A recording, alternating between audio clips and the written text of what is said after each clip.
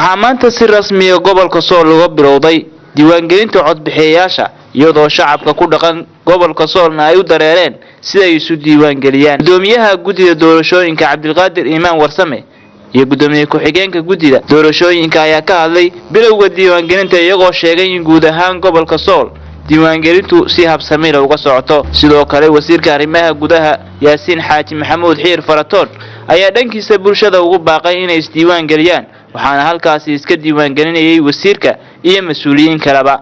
qabanqaabada loogu diray ama deployment-kii uu ka dhacayay oo ay ardaydii shaqaalihii qalabkii gaadiidkii halkii xarunta noo ahayd weeyaan aan ku shaqaynaynay ilaa maalmahanba.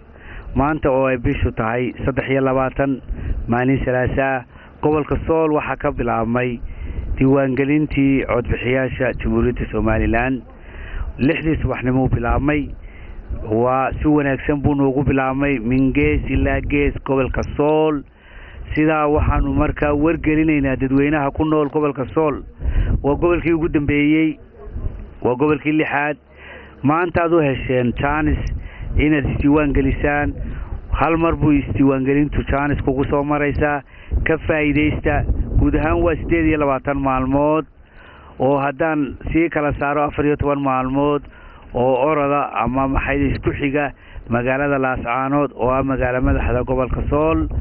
14 maalmood oo ka dambeyn doona oo ay bad ku xari doonaan meelo gaar ah iyo dibadda Laascaanood iyo degmooyinkeeda ka baxsan Laascaanood oo 7 cisho ah.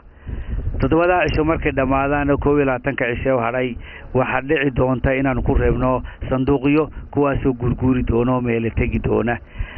guud ahaan dadweynuhu waa inay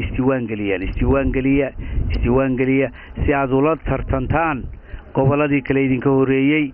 gobol kasta tartanka wuxuu leeyahay gobol hebel baan ka badinayaa. maanta reer sool waxaan leenahay ka badiya gobolada shanta idinka horeeyay. qofka halka taagan ee wasiirka dhinac walba ka jooga oo ah guddiga doorashooyinka qaranka waxaanu aad iyo aad ugu faraxsanahay inay diiwaangelintii gobolka si habsami uga bilaabantay. sharaf iyo reerayna wanaagna wax rajaynayna wanaagna ku dhamaato helaan. waxa la idinka doonayaa inaad isdiiwaan gelisaan. waxaan aad u mahadnaqayaa xubnaha komishanka qaranka ee doorashooyinka oo shaqadoodii si wanaagsan oo habsami ah u wada oo aad u dadaalaya. waxaan u hambalyeeyaa dhammaan inta ka qayb qaadanaysa hirgelinta. Mawlid Ali TV caalamiga Star Laascaanood.